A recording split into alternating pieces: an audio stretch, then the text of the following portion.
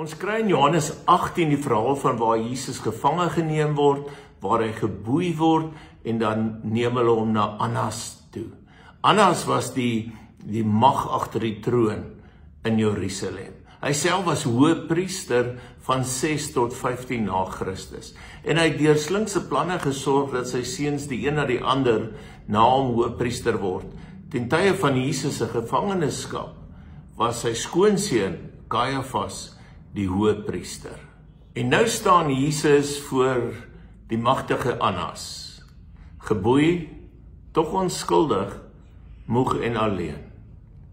En hierdie verhoor voor Annas was 'n voorlopige verhoor. Die amptelike verhore voor Caiaphas en Pilatus sou nog plaasvind.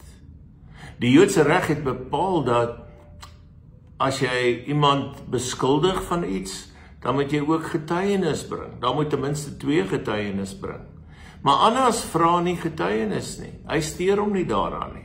Hy self vra die vraag. En hy vra eers oor Jesus se disippels, want dit het vir hom gegaan oor mag. Hoe groot is hulle? Hoeveel was hulle? Is hulle tot staat om enigiets te doen wat sy ryk dalk in gevaar kan bring? En dan vra hy dan uit oor Jesus se leer. In sy antwoord verwys Jesus nie na sy disippels nie, want dit gaan nie hier oor hulle nie, maar oor hom. En Jesus gee vir ons in sy antwoord 'n wonderlike illustrasie van hoe ons teestand moet hanteer. Hy staar sy beskuldiges nie aggressief in die gesig nie. Hy veg nie teen hulle nie. Hy bel nie een of ander kommissie nie. Hy dreig nie om hulle te dagvaar nie. Hy vertel eenvoudig die waarheid sonder kwaadwilligheid of woede. Daar's geen persoonlike aanvalle van sy kant af nie. Geen siniese antwoorde nie. Geen kragspel nie. Net 'n teer hart. Ek het in die openbaar met die mense gepraat.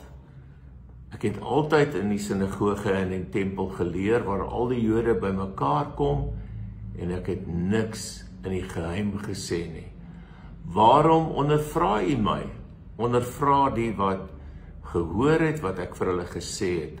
Hulle weet wat ek gesê het. En hier neem die verhoor 'n interessante wending. Jesus sê eintlik, hy ken die regte prosedure van die verhoor. Daar kan nie 'n aanklag wees as daar nie getuienis is nie, as die waarheid nie bevestig word nie. En die hoëpriester moes se plig was om die getuies te kry. So Jesus sê vir hom, daar is baie getuies. Na 3 jaar sou daar baie wees wat vir hom kan getuig. Gaan haal almal wat na my stem geluister het, want ek het in die openbaar gepraat.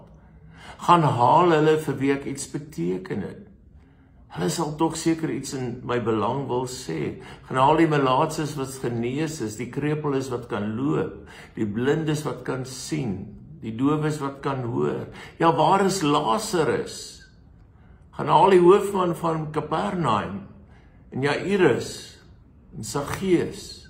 Gee hulle almal 'n spreekwoord. Kry ook sommer my disippels. Hulle weet die beste wat ek geleer het. Maar niemand het opgestaan nie. Op hierdie punt het sy verdediging eintlik platgeval. Niemand het na vore gekom nie. Watter smart moes daar nie in die hart van Jesus gewees het nie? Is daar dan nie een nie?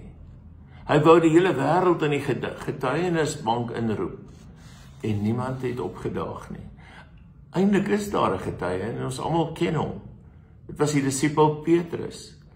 En hy het die geleentheid gehad om te erken dat hy saam met Jesus was. En hy verloon Jesus. Hoe swaar moes dit nie vir Jesus gewees het, Petrus se ontkenning, sy optrede nie. Hoe swaar moet dit nie vir Jesus wees, as ons vandag nog dieselfde doen nie. Verstaan jy die boodskap van hierdie verhaal? Die verhoor van Jesus Christus het nie in die huis van Annas opgehou nie, of by Caiaphas of voor Pilatus nie. Dis nou nog aan die gang, hier in die jaar 2025.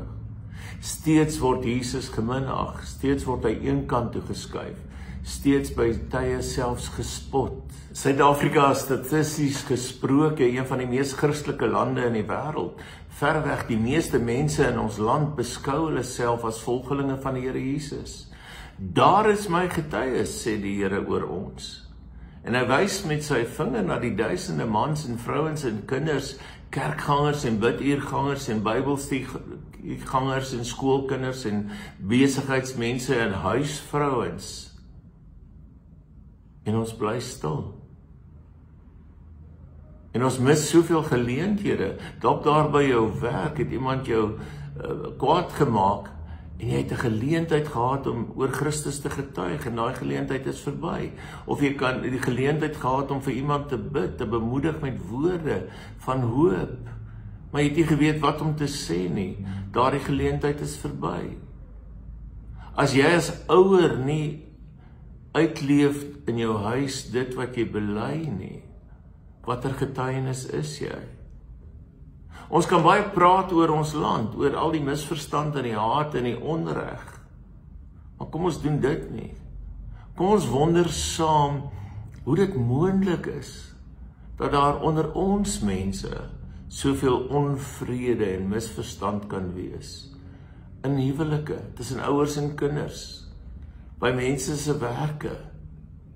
Dit waarvoor Jesus Christus gestaan het, dit wat hy ons kom leer het, skuif ons baie keer net eenvoudig een kant toe. Ons laat hom sleg lyk. Hoeveel keer verloor Jesus nie sy saak omdat ons maar stil bly nie?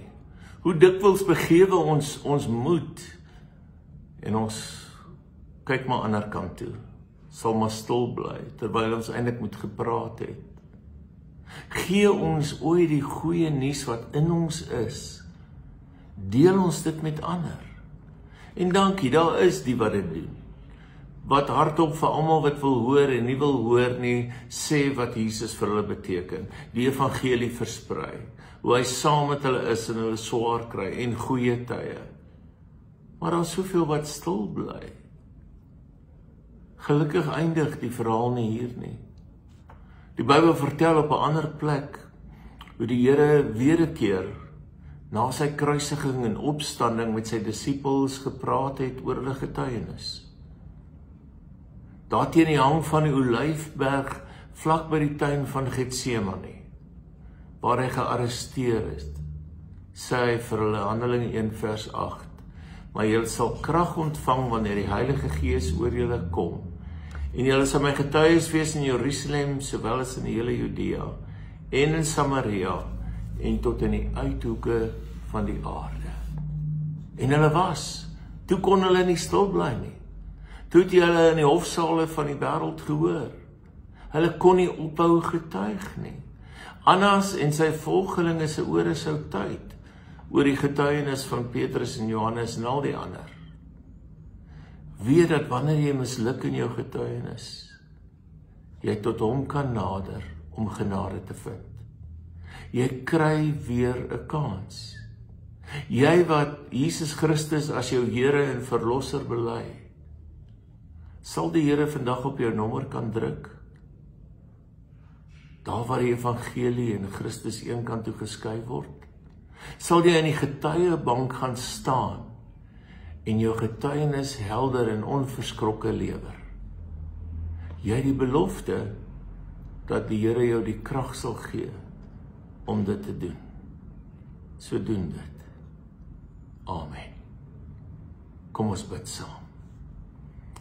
Here, dankie dat U ons juis wil gebruik om die goeie nuus te verkondig. Gee dat ons tonge sal praat en ons monde sal oopgaan.